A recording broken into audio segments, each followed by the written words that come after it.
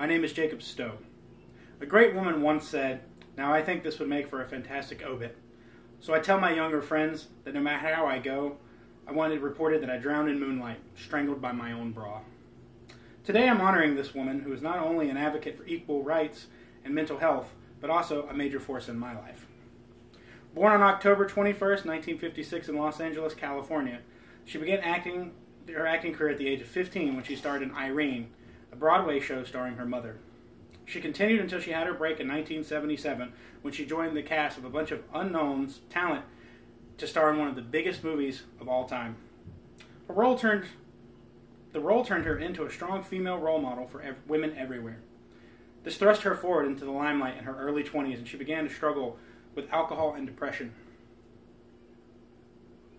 In the late 80s, her focus began to shift towards overcoming mental illness. Her unique comical style and bluntness was a wake-up call to others who dealt with depression.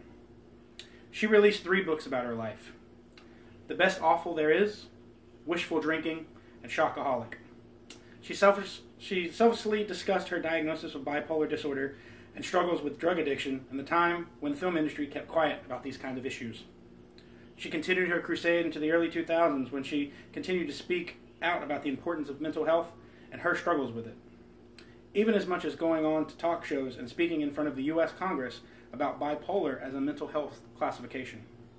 In 2016, Harvard College presented her with the annual Outstanding Lifetime Achievement Award in Cultural Humanitarianism, saying that her forthright activism and outspokenness about addiction, mental illness, agnosticism have advanced public discourse on these issues with creativity and empathy.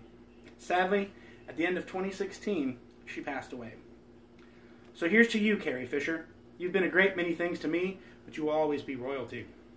She became famous because of her role as Princess Leia, but she never let it define her.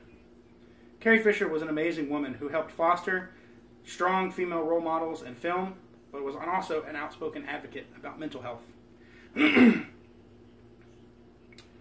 I was growing up, she was the first strong female role model that I had noticed. I knew that when I grew up, I wanted to marry somebody like Princess Leia. It wasn't until I was older that I truly understand her impact on not only my life, but others as well. I remember where I was when she passed away last year and how emotional it was for me and the millions of others that Carrie Fisher had touched.